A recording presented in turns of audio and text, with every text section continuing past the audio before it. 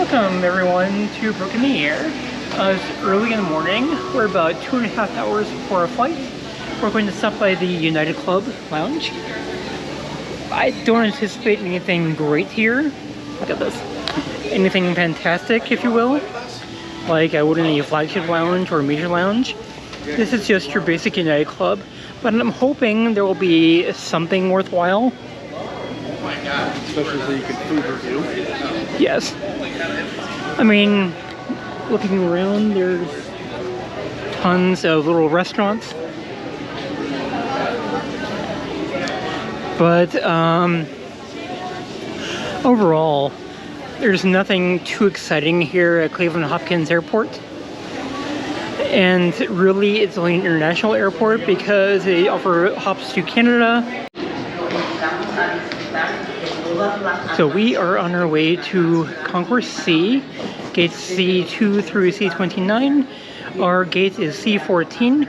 We are on our way to the United Club, and like I said, I don't expect anything great, but I expect at least some type of beneficial service. And once again, here's Mr. Tree. We weren't recording before. Wait, seriously, you lost the recording?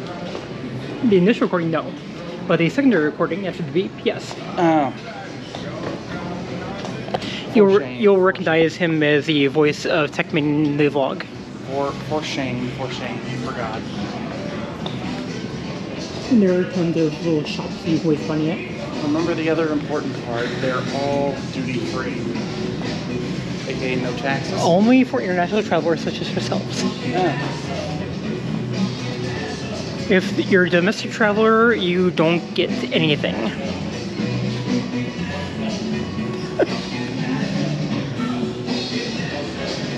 So that's where we're going right now. I will tape or show you more once we get to the United Club itself.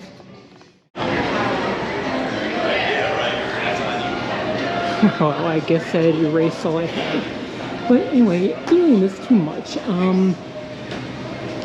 We are walking down Concourse C at Hopkins Airport. We found our gate. Tech Minion is back with luggage. At our gate C14, Charlie 14. Waiting on board for another almost an hour.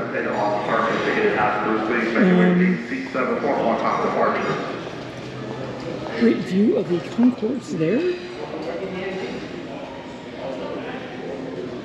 Or of the tarmac, rather. We're in the concourse. But this is a great view of the tarmac.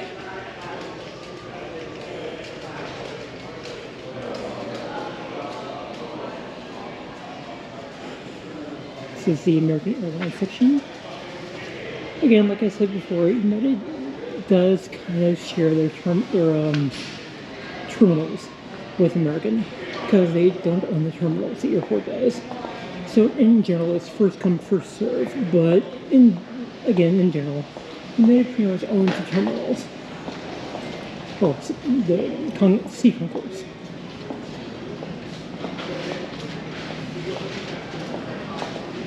That's basically what it comes down to. So I'm on a hunt for caffeine. Normally I wouldn't have any calories this early morning, but I just finished a course of antibiotics. And I am going to indulge in a Cinnabon and a regular Coke to settle my stomach.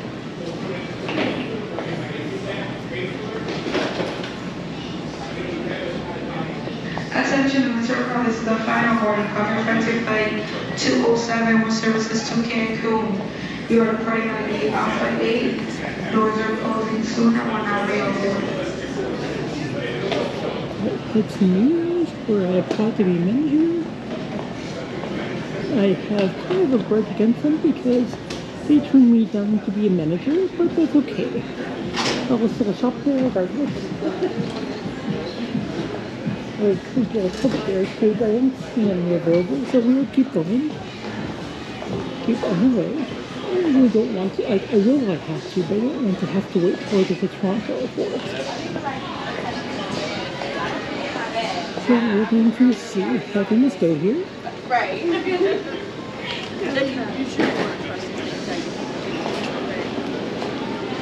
And this is an elongated view of the C concourse.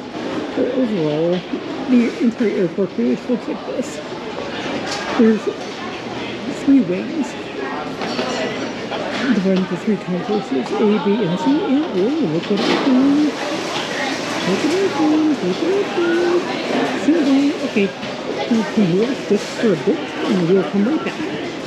See you in a minute. I'm gonna get my Cinnabon. Okay.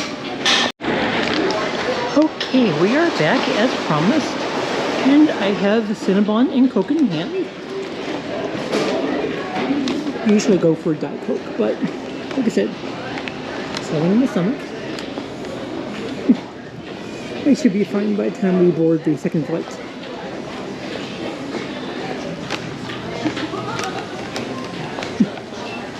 A lot of interesting shops. But then again, you'll encounter interesting shops everywhere you go. And we'll stop and get some Diet Coke for the flight.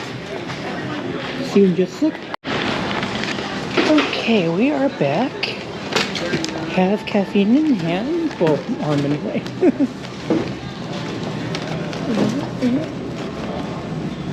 We are heading back to the gate. We'll walk around a little bit, I think.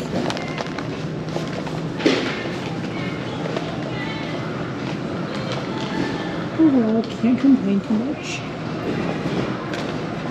I kind of like how airports are turning into massive malls.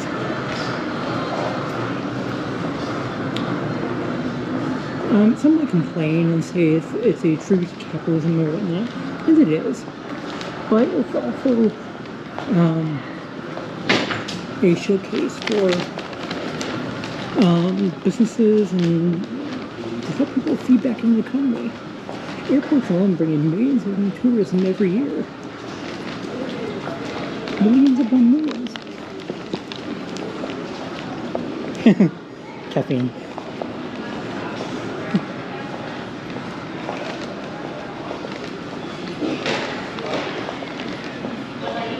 Fly from Cleveland to Air non-stop and everything else. I'll pass. Thanks. Not really into flying non-stop and Air Lingus. I mean, they have narrow body XLRs, A321 XLRs, which really are not worth it.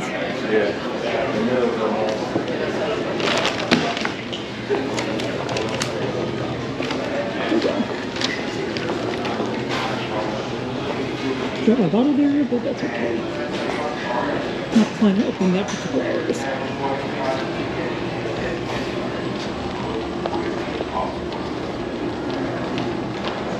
A lot more people here know that the day is getting started. There's JetBlue's gates.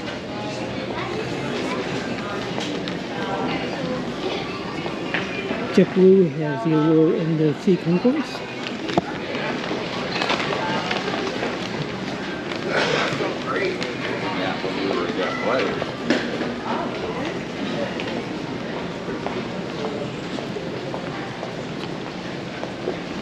Cleveland-Hopkins Int'l Airport reserves the right to limit access. So really, I mean, this is a small airport. Like I've said before, the only reason Hopkins is an international airport is because they offer small hops to Canada, to Air Canada, and they offer trips to Caribbean now. It has only started in the last 4, maybe 5 years. But they offer no wide-body flights, no long-haul trips. It is not a major airport by any means. This is strictly a, yeah, I have to say, a regional airport. It is the busiest airport in Ohio by passenger volume and bags carried, i.e. cargo capacity. The second largest being Columbus.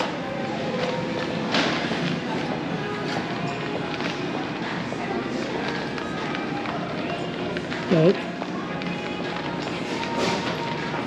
I got here way too early for my flight.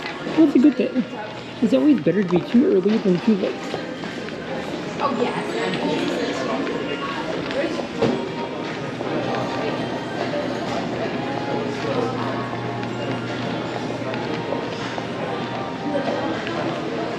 There are some great comfort views here.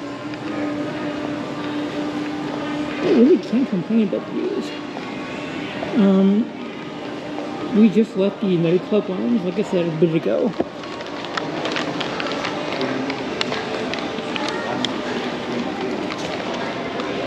And overall, I mean, it wasn't a bad selection.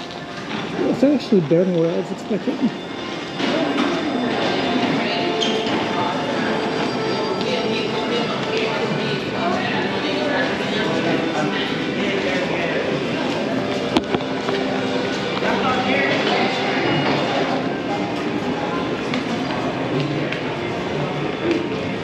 And there's a seafood. I will see you guys in just a bit.